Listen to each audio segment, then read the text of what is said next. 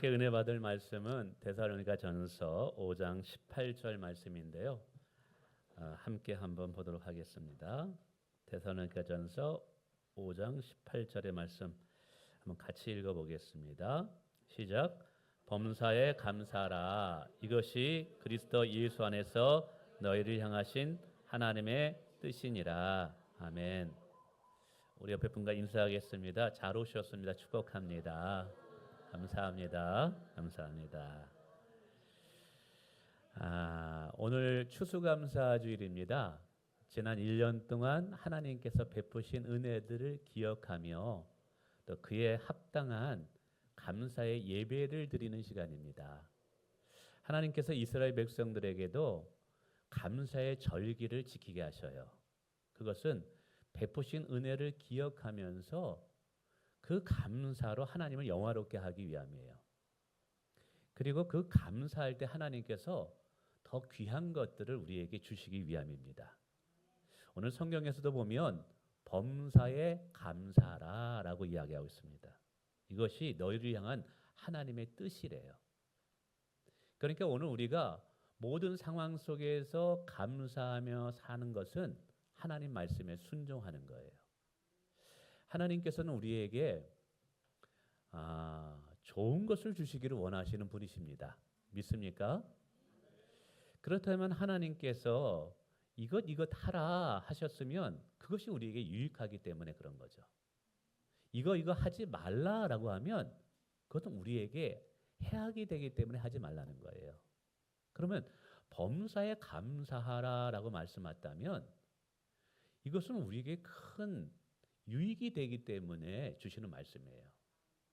그래서 저는 이렇게 이 본문을 해석했어요. 범사에 감사라는 것은 하나님께서 범사에게 우리에게 복을 주시기 위함이다.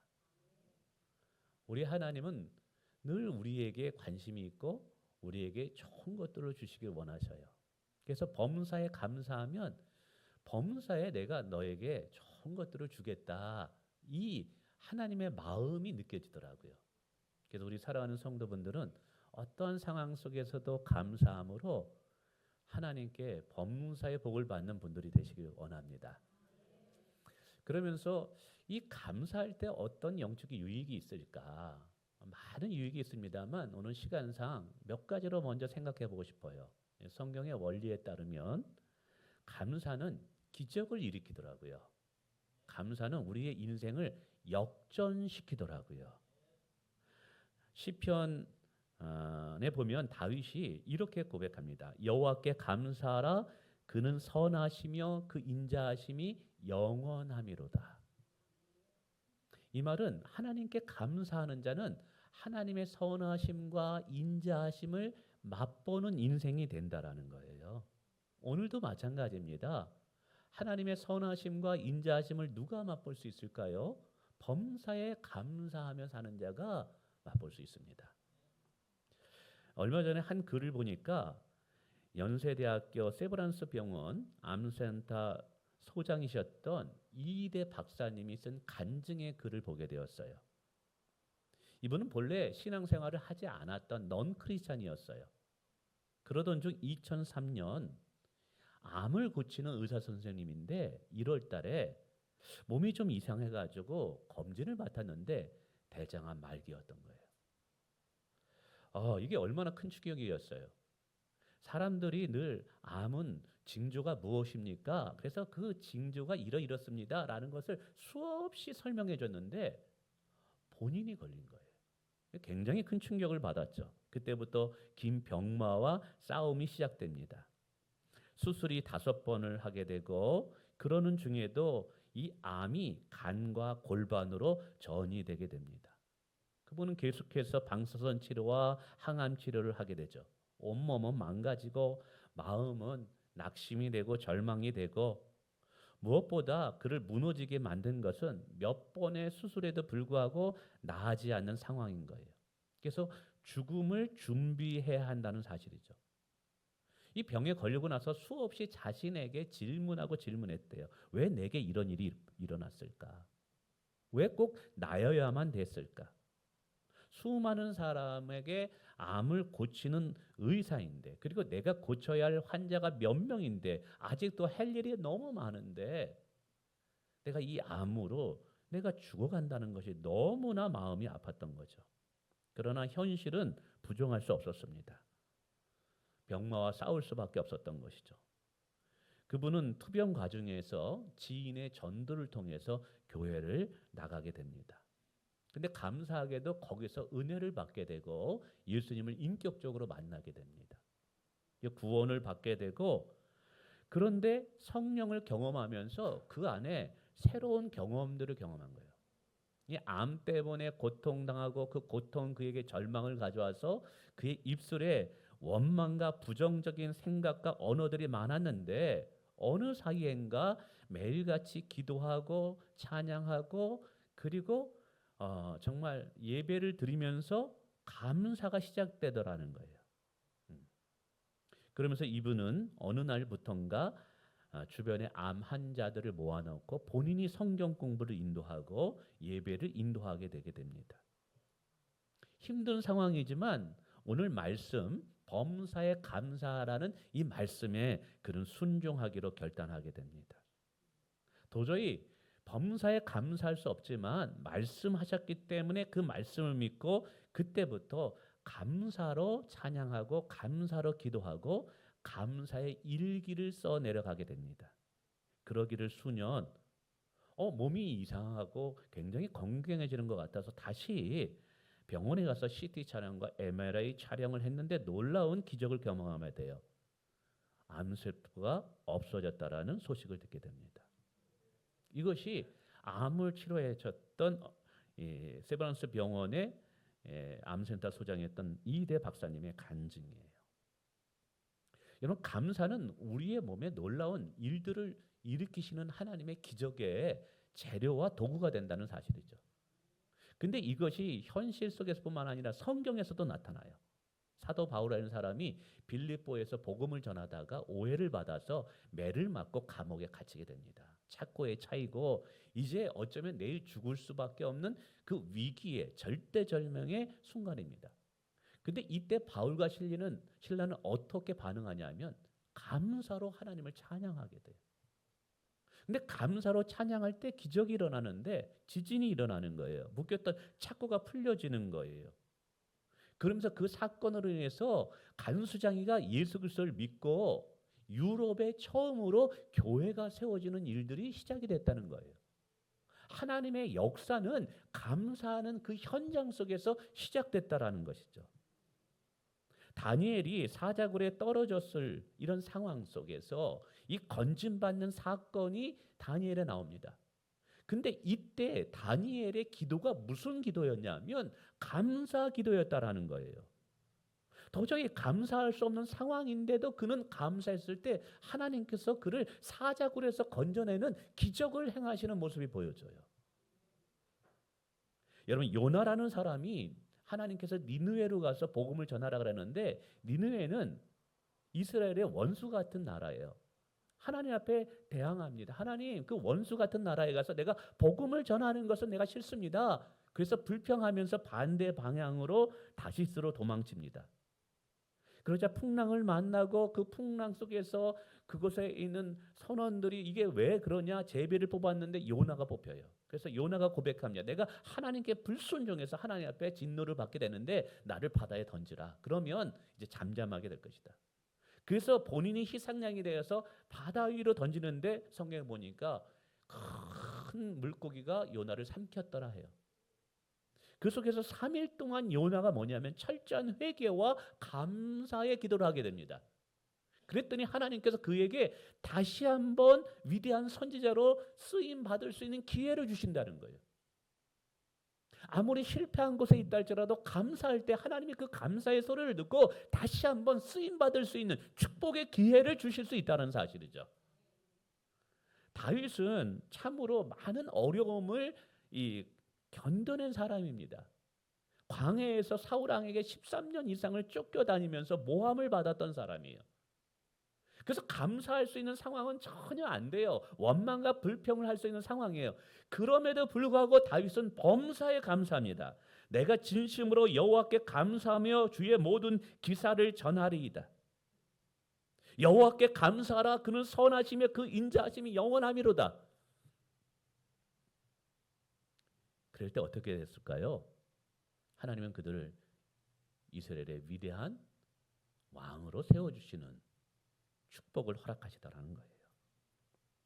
그래서 저는 이 성경을 묵상하면서 왜 하나님께서 우리에게 범사에 감사하라고 할까? 그 범사의 감사가 우리 삶의 기적을 만드는 재료가 되기 때문이라는 사실이에요. 오늘도 이 시대에 하나님이 살아계십니다. 오늘 우리의 듣는 말들을 다 듣고 계십니다. 오늘 여러분 하나님의 선하심을 맛보기를 원하시는 분들이 있다면 우리 하나님께 감사하시길 축원을 드립니다. 두 번째로 감사는 풍요로운 삶을 가져오는 것 같아요.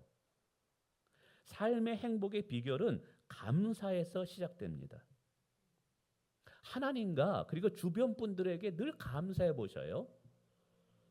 하나님께도 지난 1년 동안 우리를 인도하신 그 은혜, 과분한 은혜에 감사하고, 나의 배우자에게도 그래도 내 옆에 있어줘서 너무 감사하고, 우리 부모님께도 감사하고, 우리 자녀들에게도 올바로 잘 커주셔서 너무 고맙다 감사를 표현하고, 여러분 이렇게 감사를 늘 고백하고 표현하면 그 감사가 우리의 삶을 굉장히 부유하게 만든다는 사실 아십니까?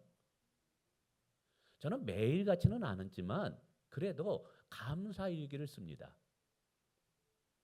요즘은 참 핸드폰이 편해요. 핸드폰을 통해서 다 합니다. 핸드폰에 메모장이 있는데 거기다가 제목을 일기, 감사 일기를 써놓습니다. 그리고 시간 되면 거기에다가 오늘 하루 동안 길지는 않습니다. 주신 은혜 감사 일기를 써요.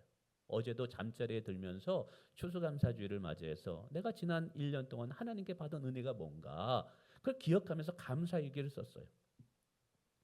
이룰 수 없는 넉넉함과 부유함이 하나님이 내게 주셨더라고요. 너무 많은 거예요. 감사할 것이.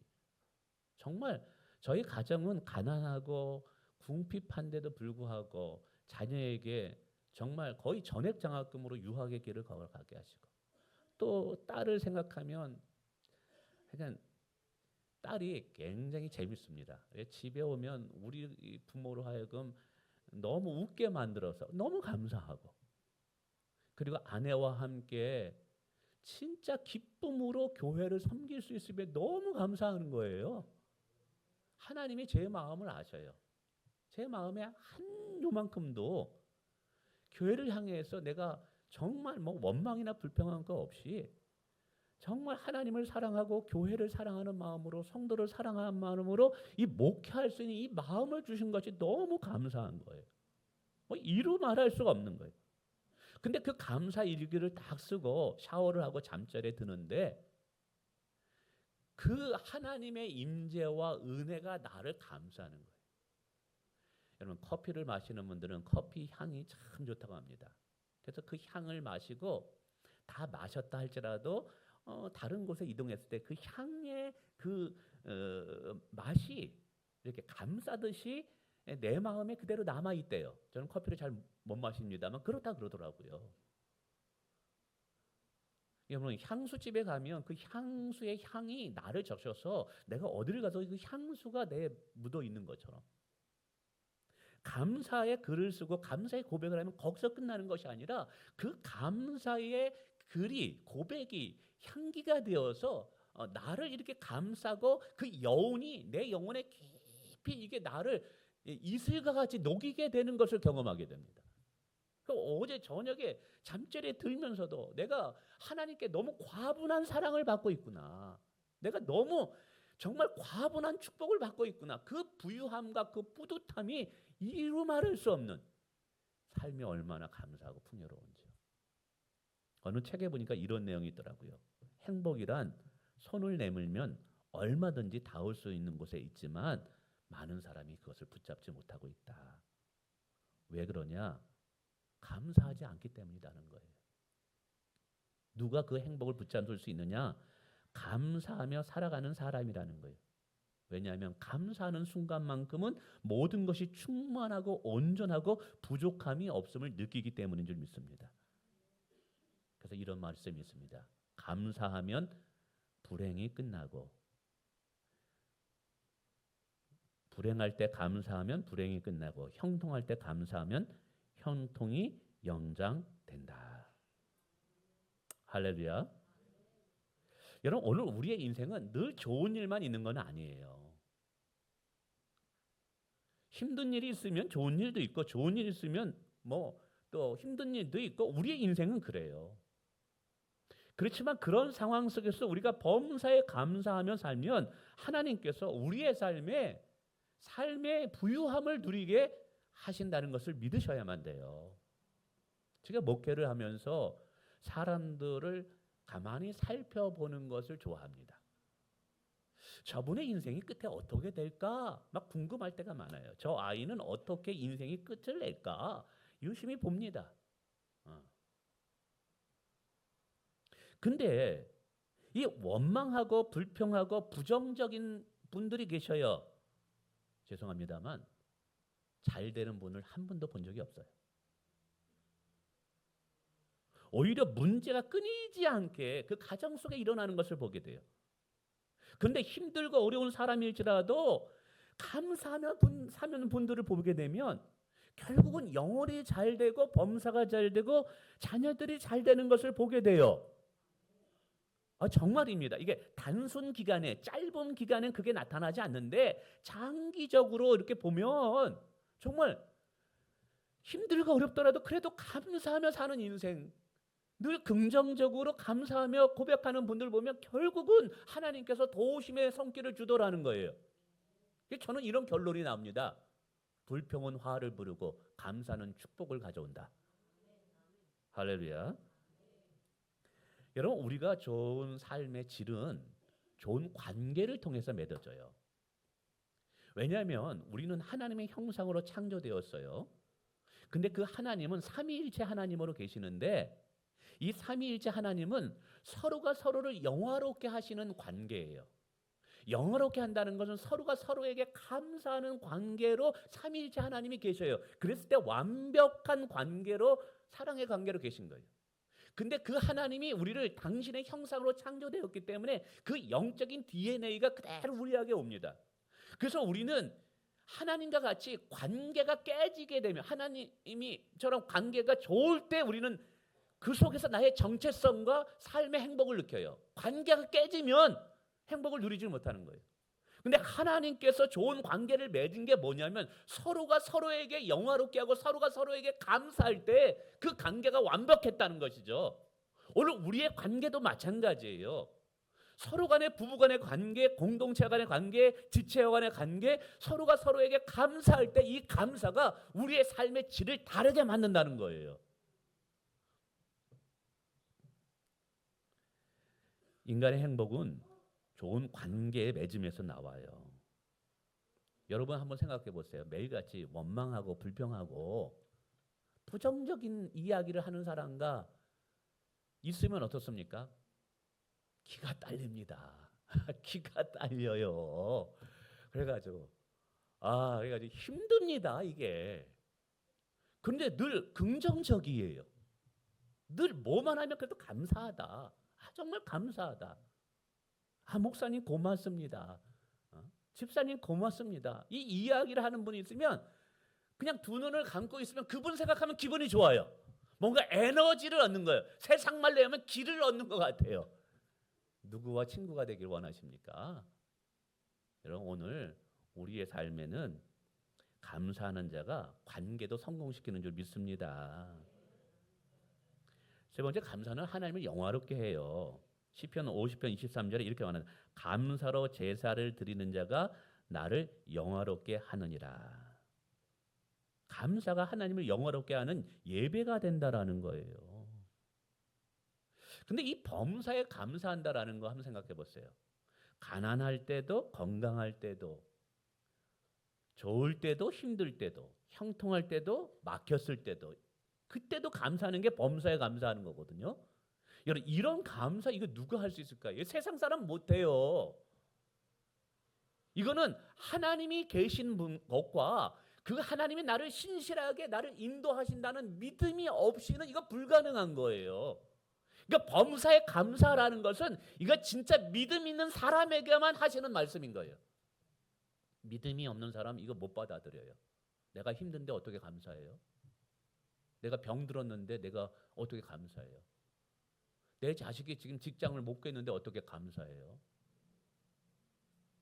근데 우리가 그리스도인들이 감사하는 이유가 뭐냐면 하나님이 약속하셨거든요. 모든 것을 합력하여 선을 이루신다라는 약속을 하셨거든요. 지금의 실패가, 지금이 낚시된 상황이 결국에는 하나님께서 선하게 인도하신다는 약속이 있기 때문에 우리가 감사하는 거예요. 하나님이 나를 인도하실 때 실수하지 않는 신실한 하나님인 것을 믿기 때문에 감사하는 거예요. 여러분, 감사는 결국 하나님을 신뢰하는 거예요. 그렇기 때문에 그것이 하나님을 영화롭게 한다라는 사실이죠. 헬렌 켈러, 볼 수 없었던 여인, 아무것도 들을 수 없었던 여인, 말할 수 없었던 여인. 근데 그 헬렌 켈러가 믿음이 참 좋았어요. 이런 말을 했습니다. 행복의 한쪽 문이 닫혀 있을 때 다른 한쪽 문은 열려 있기 마련인데 우리는 그 닫혀진 문만 오랫동안 바라보느라 우리 앞에 열려진 다른 문을 보지 못할 때가 많다. 성경은 하나님께서 우리에게 피할 길을 주시고 인도하신다고 분명히 약속하셨어요. 힘들고 어렵다면 여러분 피할 길이 보입니다. 있습니다. 근데 사람들은 현재의 상황과 낙심된 절망의 상황 속에 있으니까 그걸 못 보는 거예요. 근데 감사하면 길을 여신 하나님을 보게 될 거예요. 감사하면 하나님께서 새로운 피할 길을 주셨다는 것을 보게 될 거예요. 할렐루야. 제가 이제 범사에 감사라 생각해 보면서 그래, 모든 것에 감사해야지. 근데 요즘 제게 이슈가 하나 있어요. 이것도 감사해야 되나 하는 게 있어요. 그게 뭐냐 하면 머리가 많이 빠지고 있어요. 그래가지고 이제 왼쪽으로 이렇게 했는데 이쪽이 너무 빠져가지고 이렇게 이제 이쪽으로 올리고 그리고 이제 거울을 보는데 아니 이 안쪽이 반질반질한 거예요. 그래서 이제 이거 왜 이렇게 안쪽이 반질반질하지? 그랬더니 제 아내 모공이 없어져서 그래 이제 큰일 났어. 그래서 제 아내가 이제 내년부터 교회가 건축이 되는데 건축 다 맞추면 가발 홍 장로님이 너무 잘 어울리십니다. 이거 다 이거 아버님처럼 되겠다 그러는 거예요. 저희 아버님이 완전 이쪽이 없거든요. 다 요 나이 때에 없어졌어요. 그래가지고 야 이것도 범사에 감사해야 되나? 내가 그런 중에 하나의 글을 읽고 내가 감사하기로 했어요. 대머리가 감사한 이유. 여성분들은 거의 대머리가 없기에 대머리 된 남성을 볼 때 감사하십시오. 이 대머리가 된 이유 중에는 하나님께서 날마다 잘한다 앞니반을 이마를 쓰더 주무니까 이마가 넓어져서 감사할 일이다. 머리를 감을 때 샴푸, 비누, 물자를 절약할 수 있으니 감사하세요. 이게 들어오더라고요 또. 근데 이게 참 맞다. 마태복음 10장 30절에 우리 하나님은 머리털 세신바까지 우리를 다 아신대요. 근데 내 머리털이 적으니까 하나님께서 내 머리털을 세는데 수고를 덜하게 하시니 이것도 감사하라. 이게 문구가 딱 오더라고요. 그래서 제가 빠져도 감사, 있어도 감사, 감사하기로 했습니다. 왜? 범사에 감사하라 했으니까. 또 알아요? 범사에 감사하면 늦게 빠지게 하시죠. 어떻게 합니까? 어쨌든 그런 것 같아요. 우리 참 박문성 권사님 어머님을 먼저 하늘에 보이셨는데 다른 형제지간도 있는데 어머님을 모셨어요. 근데 제일 약해요. 신방을 갔는데 몸이 약해가지고 지금 폐가 70%가 죽었어요. 그래가지고 30% 폐만 가지고 사셔요. 그때도 그 연약한 몸으로 어머니를 모시는데 힘들지 않아요. 감사하대요. 권사님하고 대화하면 다 감사해요, 문자가. 근데 그 모습을 보면 권사님이 대단한 것도 있지만 귀한 분도 있지만 신앙이 무엇인가, 믿음이 무엇인가를 깨닫게 해요. 그래서 여러분이 힘들고 어려운 상황 속에서도 늘 감사하며 주변 분들에게 고맙다는 말을 하면 그분들을 뭘 보냐 하면 우리들의 믿음을 본다는 거예요. 우리들의 신앙을 보면서 그 속에서 우리가 믿는 하나님을 보게 되고 하나님을 영화롭게 하는 일들이 일어난다는 거예요. 그러니까 감사는 우리에게도 복이지만 믿음이 연약한 자들에게 하나님을 보게 하는 거울이 되기 때문에 그것이 하나님을 영화롭게 하는 줄을 믿습니다. 할렐루야. 그럼 우리가 어떻게 범사에 감사해야 될까요? 저는 이것을 생각하면서 그럼 왜 우리는 범사에 감사하지 않지? 라는 생각을 한번 던져봤어요. 범사에 감사라고 하는데 왜 범사에 감사하지 않은지? 여러 가지가 떠오르더라고요. 영적으로 둔감하기 때문이다. 감사를 너무나 쉽게 잊어버리기 때문이다. 모든 것을 당연하다고 생각하기 때문이다. 남과 비교하기 때문이다. 욕심 때문이다. 정말 힘들어 이기도 하다. 그러나 또 하나는 죄 때문이기도 하다. 죄는 영적인 눈을 멀게 합니다. 그래서 하나님이 주신 은혜들을 보지 못하게 합니다. 죄는 우리를 영적 장님으로 만들어서 하나님의 은혜가 얼마나 큰지를 보지 못하겠다라는 거예요. 거꾸로 말하면 우리가 성령으로 충만하고 은혜로 충만하게 되면 상황은 바뀌지 않았는데 모든 것이 감사하는 것처럼 보이거든요. 왜 상황은 바뀌지 않았는데 내 안에 감사가 충만할까요? 영의 눈이 열린 거예요. 하나님이 주신 것들이 많은 것이 느껴지는 거예요. 죄는 우리의 감사를 하지 못하게 하는 막아서는 아주 독약과도 같은 것입니다. 그러면서 우리가 참 이미 하나님이 베푸신 것들이 많은데 우리는 자꾸만 욕심 때문에 내게 없는 것에 집중해요. 여러분 범사에 감사라고 하셨다면 이미 감사할 것을 주시니까 감사하지 않겠어요? 하나님께서 감사절기 때 빈손으로 나오지 말래요. 왜 그러냐? 주신 게 있으니까. 감사하라고 명령하셨다면 이미 하나님께서 우리에게 주신 것이 있으니까 감사라고 요구할 수 있는 거예요. 근데 우리는 자꾸만 내 욕심 때문에 남과 비교하고 욕심 때문에 없는 것에만 집중하는 거예요. 내게 주어진 것이 얼마나 많은데. 감사의 글에 이런 내용이 하나 있더라고요. 항상 감사하기 위해서 들어보세요. 여러분의 자녀가 반항을 한다면 그래도 그건 그 아이가 거리에서 방황하지 않고 집에 있다라는 증거입니다. 지불해야 할 세금이 너무 많아서 좀 짜증이 난다면 그거는 여러분에게 직장이 있다는 증거입니다. 잔치를 하고 치워야 할 음식과 그릇이 너무 많다면 그것은 친구들과 즐거운 시간을 보냈다는 증거입니다. 옷이 너무 몸에 끼었다면 지금 잘 먹고 잘 살고 있다는 증거입니다. 청소할 방이 많고 닦아야 할 바닥이 너무 많아. 나에게 집이 있다는 증거입니다. 주차하기 힘들어서 막 짜증이 나십니까? 내가 걸어 다니지 않고 타고 다니는 차가 있다는 증거입니다. 난방비가 너무 많아가지고 에어컨값 이 난방비 너무 들어간다고요? 내가 따뜻하게 살고 있다라는 증거입니다.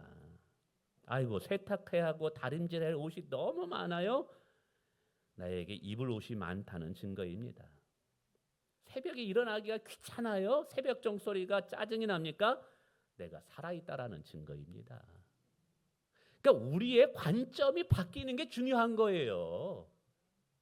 내가 자꾸만 욕심을 내가지고 없는 거 남과 비교하면서 저 사람도 부족한 것 여기에 집중하니까 감사가 안 되는 거예요.